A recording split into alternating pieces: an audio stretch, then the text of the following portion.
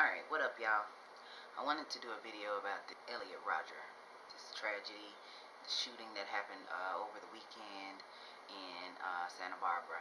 I was so angry the past couple of days that it just took me some time to really kind of get my thoughts together and figure out what I wanted to say about this situation. There's so many things that I could talk about, but I mainly have just a couple of points that I want to make.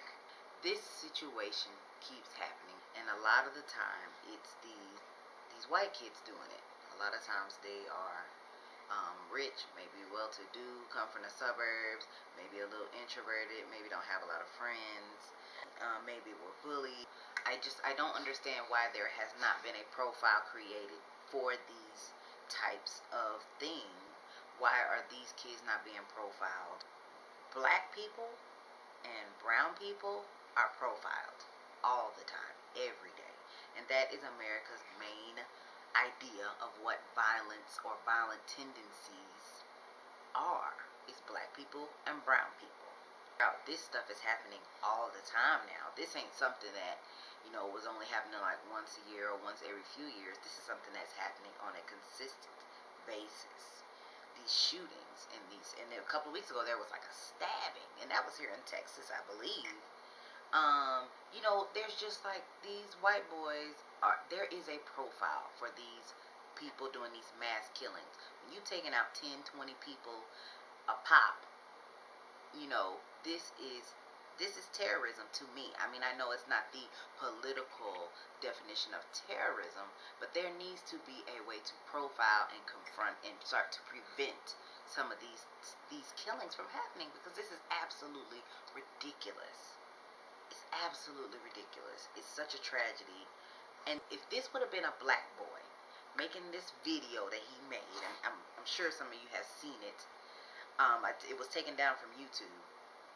And there was like a 100,000 word manifesto that the boy wrote about killing women and all this different stuff. They're saying that, he has a mental illness. But if this had been a black guy, they would have just been like, oh, he's a thug. If it had been somebody who was of Arab descent or something like that, then they would say, oh, well, that's a terrorist. He's a terrorist. But whenever it's somebody white, they're just like, well, he's such a good boy. He's such a well-mannered. He's such a polite boy. He just has mental problems. If you're a person of color, especially black or brown, we are automatically looked at as violent and more likely to have violent tendencies than somebody who's white, and than white males. And these are the ones who are perpetrating these crimes. This is craziness, because too many lives are being lost because of this foolishness. It's absolutely ridiculous. The next point I wanted to make is about this boy's ideologies and this manifesto that he wrote. He was upset that, girls were denying him. He was 22 and he was a virgin, and he was lonely, and he doesn't understand why girls were denying him, because he's quote-unquote such a nice guy and such a gentleman and all of this other stuff. It's just about misogyny and male entitlement. And generally, men feel entitled to women's bodies. Women daily have to make a choice not to live in fear. But for me, I went through a long part of my life where I was afraid of men because of things that happened to me when I was young.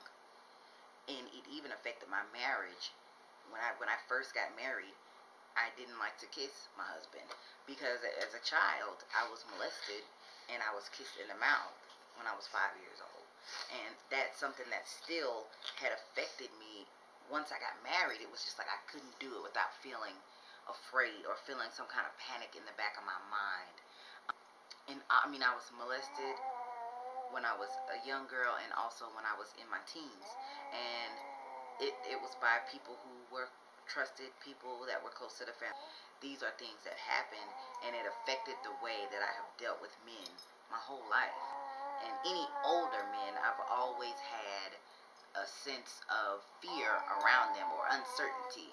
Like, I remember when I first met my husband's uncles and first met the pastor at our church, I didn't want to shake hands with them. I did not want to hug them. I was just very fearful for my safety, because that's just the way that I've navigated this my whole life. And I know countless other women who have the same story, where it's like you feel uneasy around men because you're constantly afraid of some kind of violence being done to you.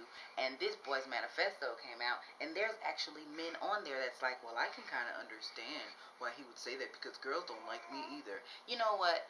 This culture that we live in is so programmed to think that men are you just have a right to a woman's body. You don't have a right to my body. I have a choice. If I don't prefer a guy like you, if that's not my preference, I don't have to explain that to you. And you don't have to tell me how much of a nice guy you are, and why you deserve for me to give you some of my time and attention. I don't have to do anything. You don't have a right to my body and my personal space. We do so much work to teach little girls, well, you have to dress like this, and you have to act like a lady, and you have to do this. I am living proof that it does not matter how you are dressed. If they want to do violence and they have that in them, they're going to do it whether you're in sweats or whether you're in a bathing suit. From the time that I was molested as a little girl, I did not want to wear dresses ever. I was wearing big baggy clothes all the time, and it still happens in my teens, even wearing clothes that were not, very girly and attractive. It's just the fact that these predators are out here, and if they want to do violence to you, it will happen. And we have to constantly learn how to protect ourselves and prevent these things. But we're not teaching these little boys not to do this. Everybody always, like when you're a little girl, the boy chasing you around, pushing you down in the grass, in the playground, it's like, oh, he likes you. He's doing that because he likes you. You're teaching this to little girls from an early age that men doing violence to you is like, oh, well, that's okay because boys are just gonna play rough and just be boys. And we're taught that so early. We're not teaching these little boys you don't have the right to any woman's body unless she gives it to you. That's it. That's it. It's like, you know what? If you're a nice guy, then you don't have to tell me that you're a nice guy. You just be a nice guy. All of us experience rejection. I don't have to give you none just because you're a nice guy. If I say no, then that means no, period. Leave me your comments and let me know what you guys think. If you have any stories that you want to share, please don't hesitate to go to the Facebook page. Please.